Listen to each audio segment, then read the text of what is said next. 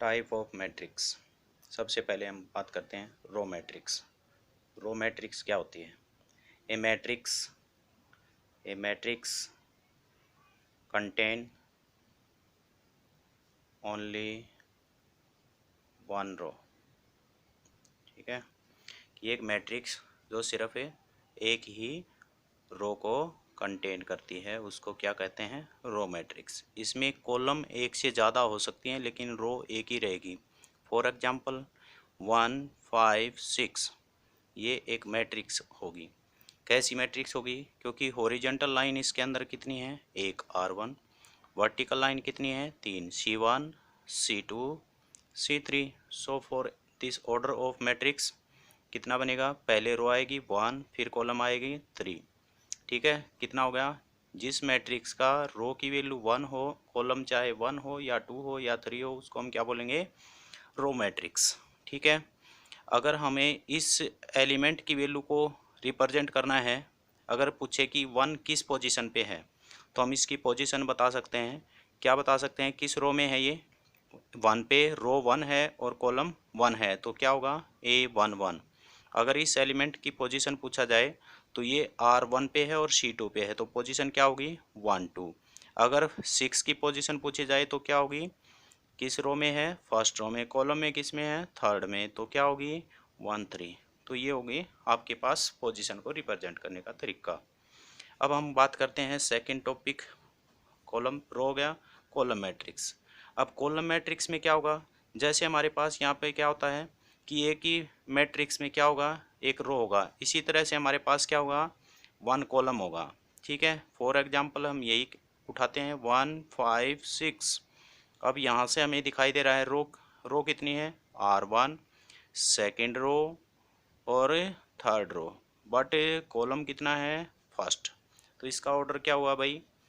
3 cross 1, क्योंकि R1 R2 R3, क्योंकि रो पहले लिखा जाता है और कॉलम की वैल्यू बाद में। इसी तरह से अगर 1 की पोजीशन यहाँ पे देखी जाए तो 1 की पोजीशन को कैसे रिप्रेजेंट करेंगे? किस पे है? फर्स्ट रो पे, फर्स्ट कॉलम से, तो क्या होगा? एलिमेंट की वैल्यू 1 1। अगर 5 की चेक की जाए तो क्या होगी? कौन सी रो में है? सेकंड में, तो सेकंड। कॉलम में कौन सी में? फर्स्ट, तो A1 A2 1। उसके बाद 6 की चेक करते हैं तो 6 किस रो में है? सेकंड थर्ड रो में है, थर्ड रो में। और कॉलम में किस में है? फर्स्ट में, तो A3 1। ठीक है, दो टॉपिक हो गए हमारे पास, रो और कॉलम। उसके बाद करते हैं रेक्टेंगुलर मैट्रिक्स। रेक्टेंगुलर से हम समझते हैं रेक्टेंगल। रेक्टेंगल में क्या होता है? हमारे पास लेंथ और ब्रेड्थ क्या होती है? अलग। इसी तरह से मैट्रिक्स में क्या होगा? यहाँ पे रो और कॉलम, जो हमारे पास यहाँ M और N होते हैं, जो ये एलिमेंट है वो किसको रिप्रेजेंट करता है? रो को। और ये किसको करता है? कॉलम को। तो रो और कॉलम दोनों क्या होंगे? अलग अलग होने चाहिए। यानी कि M not equal to N। चाहे M की वैल्यू कुछ भी हो, चाहे N की कुछ भी हो, लेकिन सेम नहीं रहेगी। M और N की दोनों की क्या रहेगी? Different. So means order of, यानी कि row and column are not same. Row and column are not same, same नहीं होंगे, तो उस मैट्रिक्स को हम क्या बोलते हैं? Rectangle matrix. For example 3 2 5 6 7 8। इसमें हमें पता चला रो कितनी है? 1 2। कॉलम कितना है? C1 C2 C3। तो इसका अर्थ क्या हुआ? इसमें कितने रो आए? 2। कॉलम कितने आए? 3। मीन्स रो और कॉलम क्या हैं? अलग अलग। सो क्या है ये मैट्रिक्स? Rectangular matrix. उसके बाद हम पढ़ते हैं स्क्वायर मैट्रिक्स। कौन सी पे चलते हैं? Square matrix. स्क्वायर से हमें, स्क्वायर की डेफिनेशन से ही हमें पता चलेगा। स्क्वायर मीन्स रेक्टेंगल में तो क्या होती है? रो और कॉलम क्या होती है? Not same. बट यहाँ पे क्या हो जाएंगी? सेम। क्या हो जाएंगी? सेम। और रो और कॉलम की वैल्यू क्या होगी? यहाँ पे सेम होगी। यानी कि M क्रॉस N जो होता है, यहाँ पे M इज इक्वल टू क्या होगा? N। यानी कि जितने रो होंगे उतने क्या होंगे? कॉलम होंगे।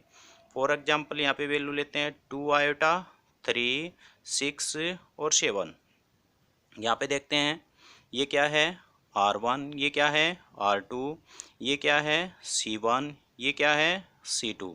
मीन्स हमें यहाँ पे पता चला कि क्या है, 2 रो हैं और 2 कॉलम हैं, तो क्या हुआ 2x2 मैट्रिक्स। ये किस टाइप की मैट्रिक्स है 2x2, लेकिन इसका स्पेशल नाम क्या हुआ स्क्वायर मैट्रिक्स। इसका स्पेशल नाम क्या हुआ स्क्वायर मैट्रिक्स। तो यहाँ से हमें पता चला रो मैट्रिक्स का पता चल गया, कॉलम मैट्रिक्स का पता चल गया, रेक्टेंगल मैट्रिक्स का पता चल गया और स्क्वायर मैट्रिक्स का पता चल गया। अब हम बात करते हैं किस पे, डायगोनल मैट्रिक्स। सभी का उसके नाम में ही बात छुपी है, तो यहाँ से हम बात करते हैं किसकी, डायगोनल। अब बात आई डायगोनल। डायगोनल कैसे होगा, जैसे डायगोनल मैट्रिक्स जो होगी, सबसे पहले तो क्या खासियत होगी उसके अंदर, ये स्क्वायर मैट्रिक्स होना ज़रूरी है।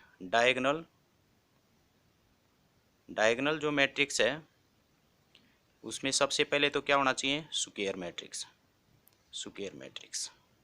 ठीक है, मीन्स रो और कॉलम क्या होंगे सेम। रो और कॉलम अगर सेम होंगे तो यहाँ से एक बात देखिए, ये मान लो क्या है R1, ये क्या है R2, ये क्या है R3, ये क्या है C1, ये क्या है C2 और ये क्या है C3। तो यहाँ के एलिमेंट को कैसे लिख सकते हैं, R1 C1 मीन्स A11, इसको क्या लिख सकते हैं R1 C2 A12। इसको कैसे लिख सकते हैं R1 C3 मीन्स A13। इसको क्या लिख सकते हैं A21। इसको क्या लिख सकते हैं second row second column A22, second row third column A23। और इसको क्या लिख सकते हैं थर्ड रो